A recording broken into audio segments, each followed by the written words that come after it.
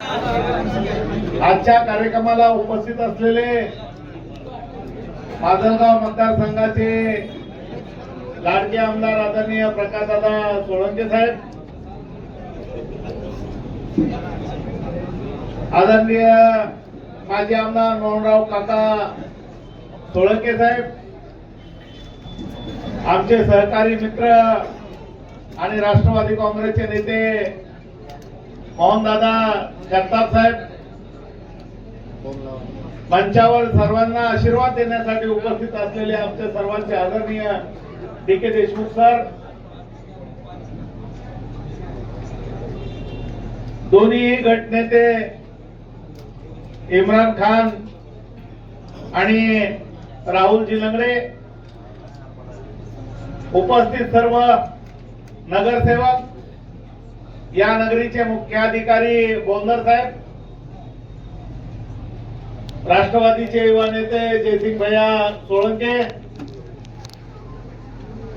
मंचावर उपस्थित असलेले कृषी उत्पन्न बाजार समितीचे सभापती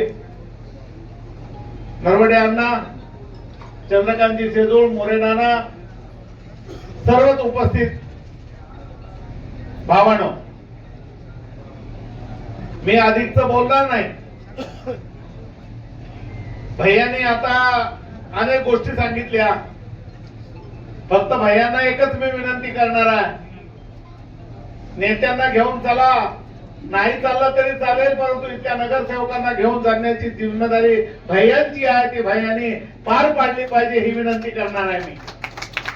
नगरसेवक हा गाभा आहे, या नगरीचा गाभा आहे आणि तो गाभा सोबत घेऊन चला. निश्चितपणे तुमच्या पाठीशी प्रकाशदादा पासून ते मोहनदादा पर्यंत ही सर्वच मंडळी आम्ही तुमच्या पाठीशी उभी टाकलेलो आहोत. माजलगावच्या राजकारणामध्ये एक गोष्ट लक्षात ठेवली पाहिजे. माजलगाव मध्ये आपण पाहिलं, नगरपालिकेच्या निवडणुका असतील, विधानसभेच्या निवडणुका असतील, लोकसभेच्या निवडणुका असतील, त्या वेळेला ती परिस्थिती येईल, त्या वेळेला ती परिस्थितीच्या वेळेला लोक आपापली भूमिका घेत असतात आणि भूमिका घेणं काही गैर नसतं, कुणाचंच गैर नसतं. मागे हे तोडू नको रे, त्याला तोडतोड पडले, ते गैर नसतं आणि ही गोष्ट गैर नसते. त्यामुळे एकमेकावरती आरोप होतात, प्रत्यारोप होतात, पण ते आरोप आणि प्रत्यारोप विसरायचे असतात. मी दुसऱ्या दिवशीच एक पोस्ट टाकली होती, त्याचे बऱ्याच पेपरला सुद्धा छापल्या गेली. राजकारणामध्ये कुणीच कुणाचा कायम शत्रू नसतो आणि राजकारणात कोणी कुणाचा कायम मित्रही नसतो. राजकारण करायचं असेल तर तुम्हाला लोकांच्या हिताचं, तुमच्या सोबत असलेल्या लोकांच्या हिताचं करावं लागतं.